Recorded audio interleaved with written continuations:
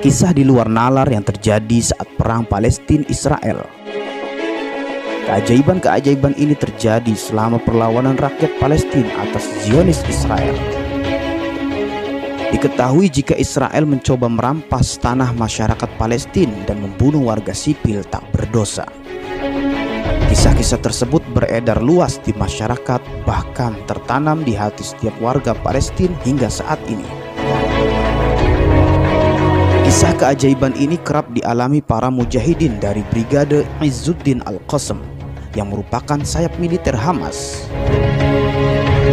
Hamas merupakan gerakan perlawanan Islam yang berjuang di garis depan di jalur Gaza, membela dan mempertahankan kemerdekaan Palestina dari pendudukan Zionis Israel. Dalam perjuangannya, para mujahidin atau Izzuddin Al-Qassam kerap menemukan berbagai keganjilan yang mereka sebut sebagai pertolongan Allah yang hadir tanpa mereka sadari. 4 keajaiban perang Palestina-Israel.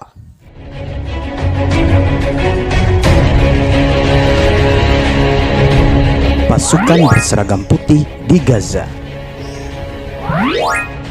Tentara-tentara Zionis Israel memang takut berhadapan dengan mujahidin Hamas Izzuddin Al-Qassam.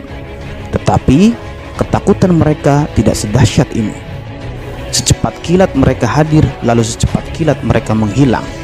Dan bukannya menyamar dengan pakaian loreng atau gelap, pasukan ini justru memakai pakaian putih menyilaukan, mudah dilihat dan bahkan sangat mencolok di tengah peperangan. Siapakah mereka? Sekuat apapun pasukan Izzuddin Al-Qassam, jika mereka tertembak mereka akan terluka, berdarah, roboh dan gugur sebagai syuhada. Tetapi pasukan berjubah putih ini, mereka seakan tidak bisa dibunuh. Peluru-peluru yang ditembakkan kepada mereka seperti mengenai udara kosong saja. Apakah mereka hanya hologram sehingga tidak bisa dilukai dan dibunuh? Tapi jika hologram, mengapa mereka juga bisa menyerang? Maka tentara-tentara Zionis Israel mulai ketakutan dan setengah berbisik. Mereka mulai mengucapkan satu kalimat, "Inikah malaikat?" Dan ketakutan itu pun semakin dahsyat. Sebab jika itu malaikat, tak mungkin Zionis bisa mengalahkan mereka. Sebab jika itu benar malaikat, tak mungkin mereka mampu memenangkan peperangan. Tak sedikit pasukan Zionis yang bertemu mereka pada perang Furqan akhir 2008 lalu. Mereka mengatakan bahwa pasukan yang dihadapinya berpakaian putih-putih. Semula mereka menduga itu adalah pasukan Izzuddin Al-Qassam, tetapi mereka harus percaya pasukan Izzuddin Al-Qassam memakai pakaian putih hitam dan kemampuannya tidak sehebat itu. Keberadaan pasukan lain berseragam putih di Gaza pernah muncul pada Januari 2009. Pasukan ini sangat membantu para pejuang Palestina dalam menghadapi tentara Zionis. Bahkan pasukan Israel pun mengakui adanya pasukan berseragam putih ini. Suatu hari, rumah milik keluarga Darduna yang berada di antara Jabal Al-Kashif dan Jabal Ar-Ra'ish, tepatnya di Jalan Al-Qaram, didatangi sekelompok tentara Israel. Seluruh anggota keluarga diperintahkan duduk di sebuah ruangan. Salah seorang lelaki di rumah itu diinterogasi mengenai ciri-ciri para pejuang Al-Qassam. Saat diinterogasi sebagaimana ditulis situs Filistin Al-An, lelaki itu menjawab dengan jujur bahwa para pejuang Al-Qassam mengenakan baju hitam-hitam. Namun tentara Israel malah marah-marah dan memukulnya hingga pingsan. Selama 3 hari berturut-turut, laki-laki itu menjawab bahwa para pejuang Al-Qassam berseragam hitam. Akhirnya tentara itu naik pitam dan mengatakan dengan keras, "Wahai pembohong, mereka itu berseragam putih." Jadi tentara Israel bukan mendapat perlawanan dari perjuangan Al-Qassam yang berseragam hitam-hitam. Jadi ada pasukan lain yang berseragam putih yang berhasil memukul mundur tentara Israel. Kisah serupa juga disampaikan penduduk Palestina melalui situs milik Brigade Izzuddin Al-Qassam, Multaqa Al-Qassami. Awalnya sebuah ambulan dihentikan sekelompok pasukan Israel. Si supir lantas ditanya apakah dia berasal dari kelompok Hamas atau Fatah. Sopir malah menjawab, "Saya bukan kelompok mana-mana, saya cuma supir ambulan." Tetapi tentara Israel itu tidak percaya. "Pasukan berpakaian putih-putih di belakangmu tadi siapa?" Dari kelompok mana? Tentu saja si sopir itu kebingungan karena dia tidak melihat seorang pun di belakangnya. Saya tidak tahu, jawabnya. Cerita mengenai pasukan tidak dikenal juga datang dari seorang penduduk rumah susun wilayah Tal Islam yang hendak mengungsi bersama keluarganya untuk menyelamatkan diri dari serangan Israel. Di tangga rumah dia melihat beberapa pejuang menangis. "Kenapa kalian menangis?" tanyanya. "Kami menangis bukan karena khawatir keadaan diri kami atau takut kepada musuh. Kami menangis karena bukan kami yang bertempur. Di sana ada kelompok lain yang sedang bertempur memporak-porandakan musuh tentara Israel. Dan kami tidak tahu dari mana mereka datang," jawabnya.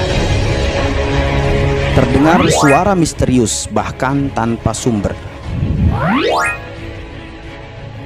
Ada lagi kisah karamah mujahidin. Bahkan hal ini pernah disebutkan Khatib Masjid Izzuddin Al-Qassam di wilayah Nashirat, Gaza, serta ditulis oleh Dr. Abdurrahman Al-Jamal dalam situs Al-Qassam dengan judul Ayat Ar-Rahman fi Jihad Al-Furqan.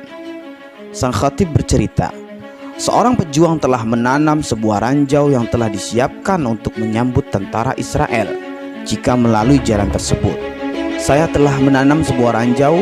Saya lalu melihat sebuah helikopter menurunkan sejumlah pasukan besar disertai tank-tank yang berjalan beriringan menuju jalan tempat di mana saya telah menanam ranjau, kata pejuang tadi.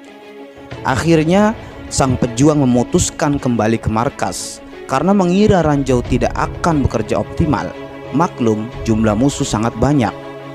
Tetapi sebelum beranjak meninggalkan lokasi, pejuang itu mendengar suara, "Usbut sabbatkallah," yang maknanya kurang lebih, "Tetaplah di tempat, maka Allah menguatkanmu." Ucapan itu didengarnya berulang-ulang sebanyak 3 kali. Saya mencari di sekeliling untuk mengetahui siapa yang mengatakan hal itu kepada saya, tetapi saya terkejut karena tidak ada seorang pun yang bersama saya, ucap mujahidin tersebut, sebagaimana ditirukan sang khatib. Akhirnya sang mujahid memutuskan tetap berada di lokasi. Ketika tank melewati ranjau yang telah ditanam, terjadilah keajaiban. Ranjau itu meledak sangat dahsyat. Tank yang berada di dekatnya langsung hancur. Banyak serdaru Israel meninggal seketika. Sebagian dari mereka diangkut helikopter. Saya sendiri alhamdulillah dalam keadaan selamat, kata mujahidin itu lagi, seperti disampaikan Khatib Masjid Izzuddin Al-Qassam. Cerita ini juga menyerupai kisah yang disampaikan seorang penulis Mesir, Hisham Hilali, salah seorang pejuang yang melakukan ribat, yang artinya berjaga, mengatakan, ketika mengamati gerakan tank-tank di perbatasan kota, tidak ada seorang pun yang di sekitar saya, tapi saya mendengar suara orang bertasbih dan beristighfar. Saya berkali-kali coba memastikan asal suara itu, namun tidak ada siapa-siapa kecuali bebatuan dan pasir. Kesaksian tentara Israel. Cerita mengenai pasukan berseragam putih tak hanya diungkap para mujahidin Palestina atau warga Gaza. Beberapa orang tentara Israel pun mengatakan hal serupa.